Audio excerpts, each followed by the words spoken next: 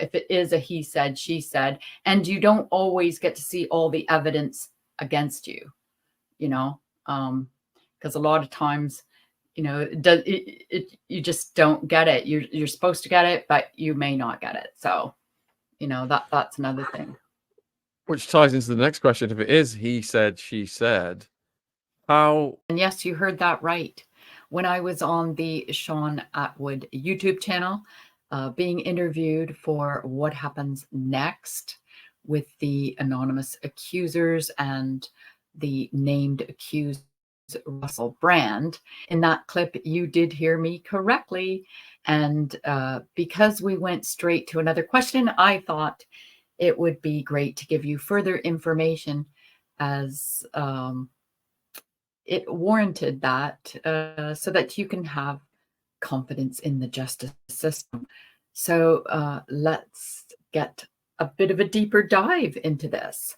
So sometimes the Crown Prosecution, that is the CPS, in England and Wales, does not give you all the evidence in time or all the disclosures. So let's listen to a clip I found from a UK, England and Wales solicitor, MAJ Law, who is a criminal law specialist. So let's listen to that, and then I'll come back and tell you why this might happen.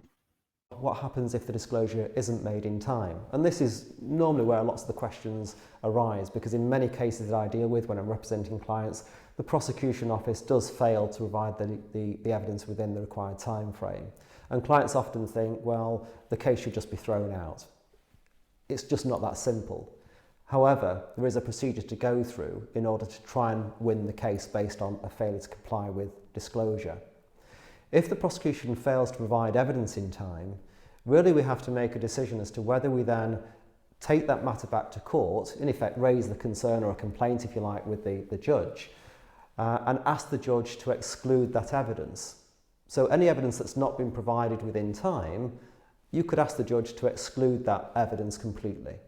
The CPS guidance tells us that when a defendant pleads not guilty, the prosecutor has a statutory duty to disclose any unused material to the accused. However, they also say that there is no place in law or otherwise for a blanket or keys to the warehouse disclosure, as the investigation pursues all reasonable lines of inquiry, whether it points towards or away from the suspect.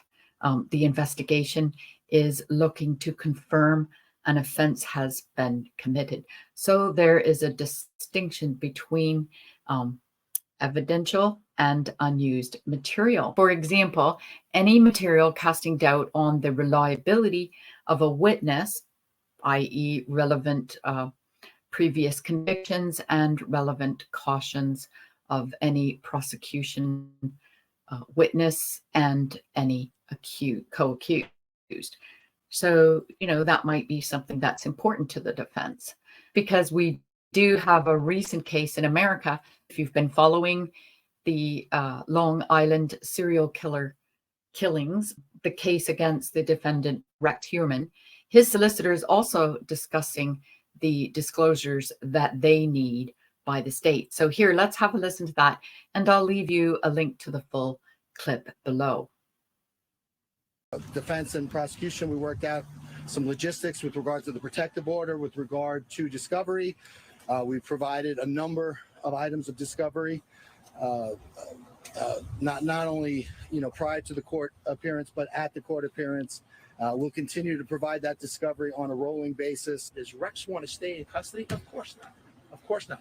But he can't bail out, and we are not going to go to trial until we get all the discovery, and the district attorney under the law is required to provide us with all of the discovery. So what do you think?